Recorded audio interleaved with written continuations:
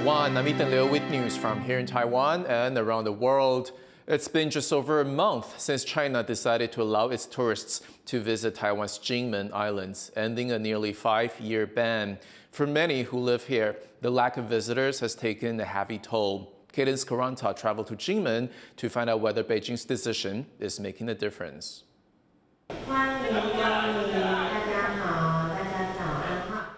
It's a slow morning for this shop on Taiwan's outlying Kinmen Islands, with only one Taiwanese tour group here to try its traditional noodles.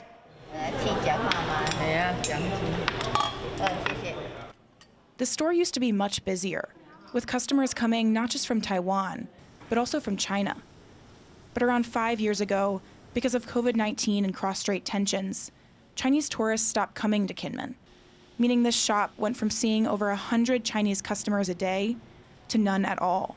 其实我们岛上的居民，大家都在等陆客重启开放的这一天。 Kinmen was a battleground decades ago when Chinese communist forces fought against the nationalist army that fled to Taiwan. The islands remained on the front lines of simmering tensions for decades. But it was also one of the first parts of Taiwan where Chinese people could travel directly. Although Kinmen is governed by Taiwan, it's geographically much closer to China. At its closest point, it's only around 3.5 kilometers away. In 2001, limited transportation, trade, and postal connections, called the 3 mini links, made it possible for Chinese tourists to start visiting Kinmen.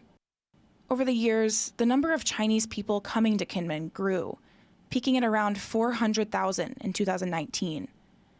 But after the 3 mini links were shut down due to the COVID-19 pandemic in 2020, that number dropped to 0. Kinmen relies on tourism as one of its main sources of income. And in 2019, Chinese tourists brought an estimated $90 million US. So when they stopped coming, many businesses here struggled. This fried chicken shop lost around 70% of its income. 陆客他们就很喜欢台湾的小吃，比如说卤肉饭、炸鸡、鸡排、或者是珍珠奶茶。当然是因为有在地的，但陆客就是他们消费力比较强啊。 In August, Kinmen officials went to China to try and ease travel restrictions. And finally, in late September, China's government announced tourists from its Fujian province could return. But a few weeks later, only around 400 have come, not enough to make any real difference for many businesses. Some local officials say that's because the process for Chinese tourists to get here is more complicated than it was before the pandemic, requiring them to apply for a permit in advance, involving a travel agency and multiple government offices. From where I'm standing in Kinmen, you can visibly see the Chinese city of Xiamen right behind me. It's that close. Chinese tourists can cross these waters in around 30 minutes to an hour by ferry. Because of its closeness, many in Kinmen feel that tourism from China is their most realistic option. 陆客离我们最近嘛，我们不能舍近求远，远的不来，我们近的也不要，我们要靠什么生存？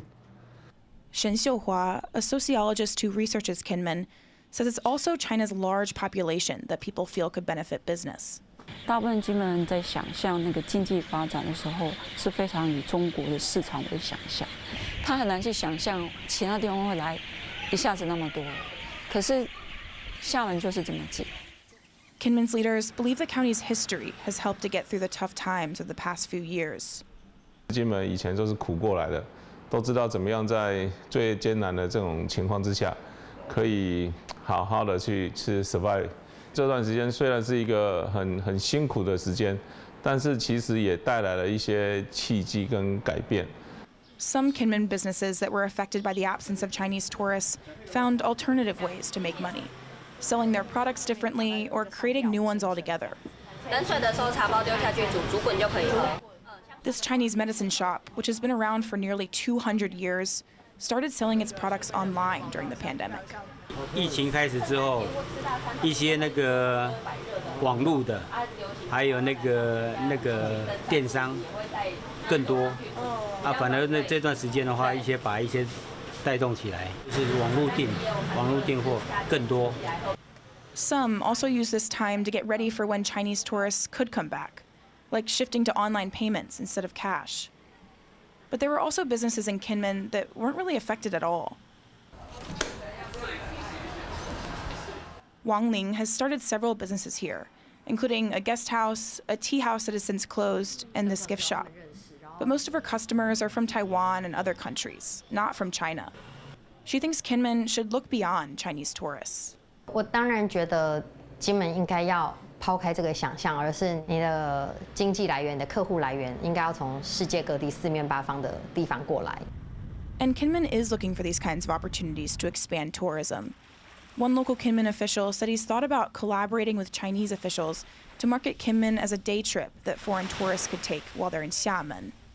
While many in Kinmen are holding on to hope that throngs of Chinese tourists will soon return, some on these small islands are looking farther to attract interest from other corners of the world. Ryan Wu, Pichi Zhuang, and Cadence Quaranta for TaiwanPlus. Barred from accessing assisted reproductive services in Taiwan, lesbian couple City and Moda traveled to Cambodia to start their family. As Harrell Hughes reports, their journey was far from easy.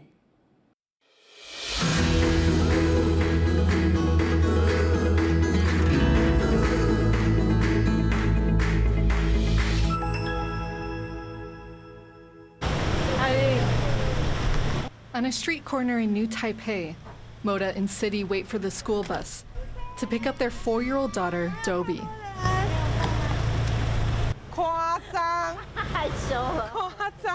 The two women have been together for 8 years and are legally married.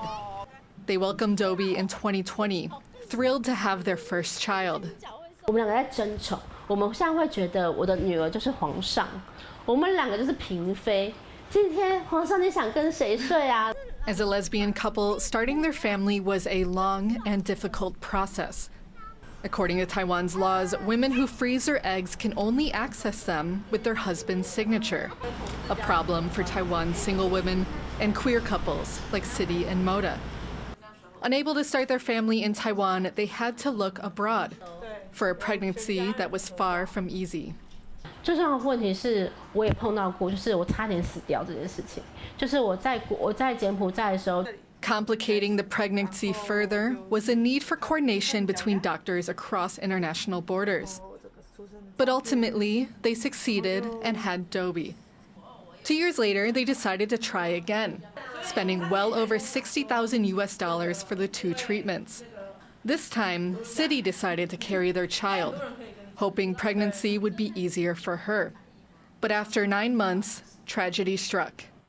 都很顺利，然后到我要准备要就是临盆，等他生出来的那个礼拜呢，突然间呢，小朋友就没有心跳，对，然后那个事件就让我觉得就是一个考验吧，就是可能我就是一个过得太顺利的一个人。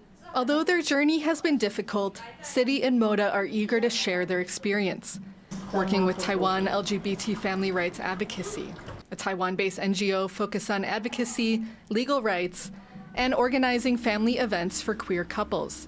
看到这么多的同志家庭，最重要是看到孩子就是在地上就是爬追逐来互相就是在那个愉快的下午陪伴彼此的时候，他们其实有给我们一个很棒的回馈是，当他们看到真的有人实践了同志成家的这一个理想的时候，他们就更有信心了。他们就知道他们不是全台湾唯一一对就是想要有小孩的lesbian couple 这样子。 Taiwan's health ministry has proposed an amendment to the law on assisted reproduction, but City and Moda decided not to wait and are instead trying again, hoping to expand their family no matter the cost nor the potential for heartbreak. In their view, the risk is worth it for the chance of a happy ending. Eason Chen, Millie Hughes, and Harrell Hughes for TaiwanPlus. Thank you for watching What's Up Taiwan. Before we go, we're heading to London for a sneak peek at the latest Marilyn Monroe exhibition. I'm Ethan Liu. Take care, and I'll see you next time.